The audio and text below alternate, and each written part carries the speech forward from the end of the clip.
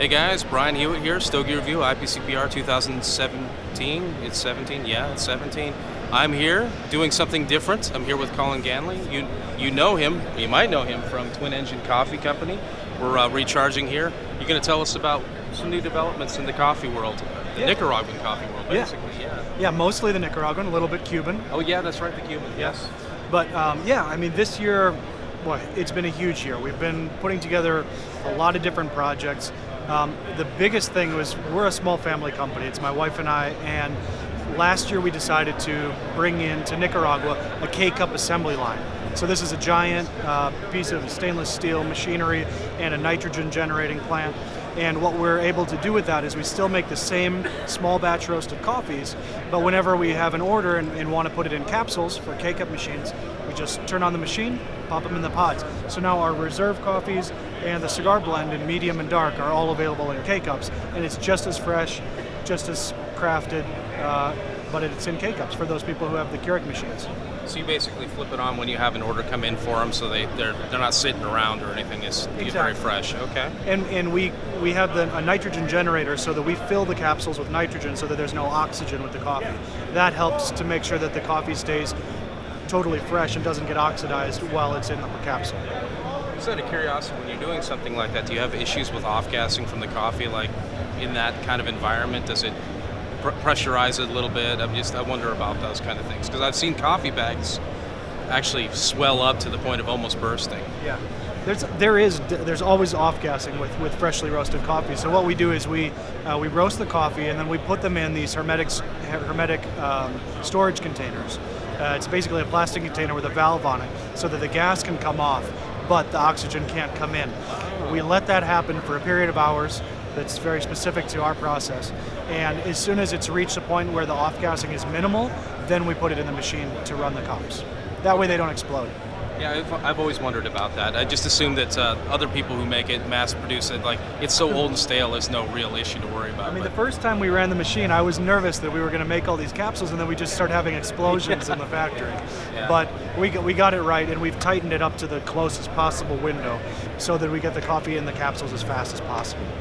So that's one of the biggest things. I mean, for us, that's a huge investment, so that's a big thing, and we're really excited that all those people who have K-Cup machines at home or at work can now have this high quality of coffee at home. But what we also did is, coffee grows in a fruit, and so what we've done is instead of treating the fruit like a waste product, what we do is we collect all the fruit and we dry it in the sun. Well, what is that? Why do that? Well, the reason is because we create this product that we call coffee berry tea or coffee tea. And what it is it's the dried coffee fruit. So you can see the dried coffee fruit in here, and what you can use that for is you can put a couple tablespoons in your coffee mug and pour hot water over it to make an infusion or a tea. Or you can, like we did here, for 24 hours, we steeped this in cold water. And in that 24 hours, it produced an infused coffee-like product. But it's very fruity, very raisiny. I'll give you a sample. It's kind of a reddish-colored liquid with half the caffeine of coffee and this incredibly rich, raisiny, coffee-like taste. So it's very cool. It's like a light coffee port or something like that, yeah. I mean, it's very interesting. It's really, if you didn't know that it was from the coffee plant, you would never taste any kind of connection to it, except that it has the caffeine. Are you aging the beans inside the cherries when you're drying them out, or do you just pull the beans out? We pull them out and then we sort the fruit itself so that any that have any green or yellow or an insect bite or anything like that gets sorted out. So only the beautiful fruits come through. So that's it. On the Nicaragua side, that's everything we're doing. But then a year ago, it became legal to bring Cuban coffee into the United States. Very difficult was the process to do that, to get it into the United States and get it out of Cuba. But we navigated that path, and we are, to my knowledge, the only company that has Cuban coffee grown in Cuba available in both K-Cups and whole bean here in the United States. So I don't know much about that region's like flavor profile. What are you looking at when that kind of coffee flavor-wise? So in A lot of people have a bad expectation for that coffee because they're used to going to the Miami airport and getting what people call a Cuban coffee, but it's a Brazilian coffee or an Indonesian coffee that's dark roasted and made espresso style. It's just a style, it's not the beans.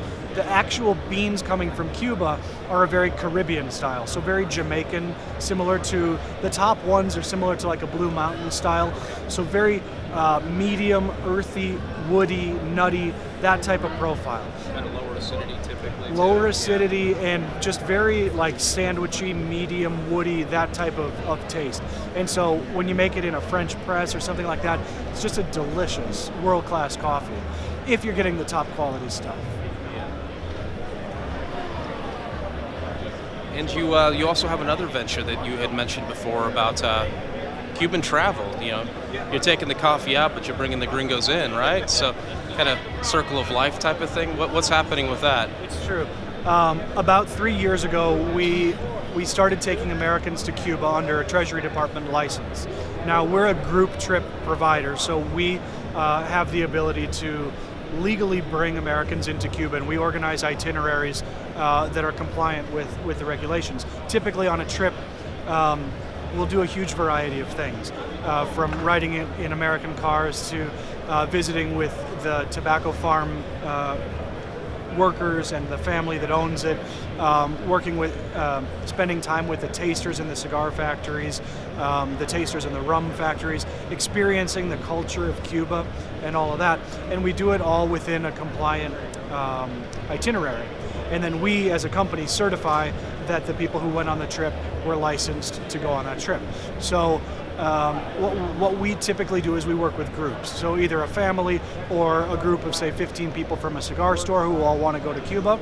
We organize everything for them. They just have to send us a check and tell us their passport number and name, and we take care of everything for them.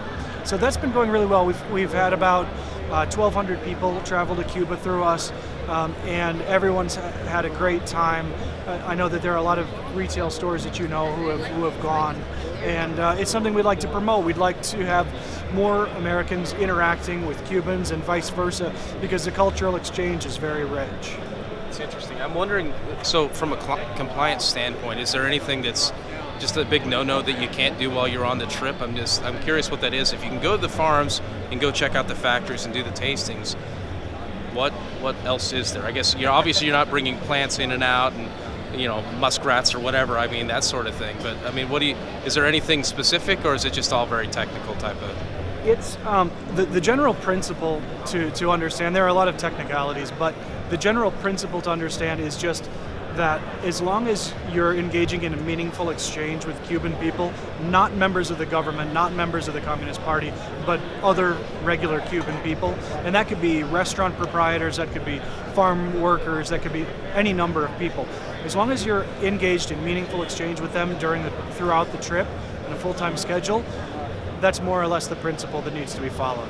So, cultural exchange. Okay, makes sense. I get that. That sounds like fun. And there are other groups. There are other reasons that we bring people. Sometimes for people who want to visit like the Jewish community centers and some of the religious organizations, and we have contacts in all those different areas of Cuba. So we do a lot of customizing of trips, but essentially that's the principle. And people love it because you're busy, you're doing all these things, but at the same time you're just surrounded by the live music, the food, the pork, the coffee, the cigars, everything, and it's just a very rich experience. So if somebody wants to organize that, how do they? You have a website or something like that? They have to contact you. So the company's called Experience Cuban Culture, ECC, and it's just .com. ExperienceCubanCulture.com.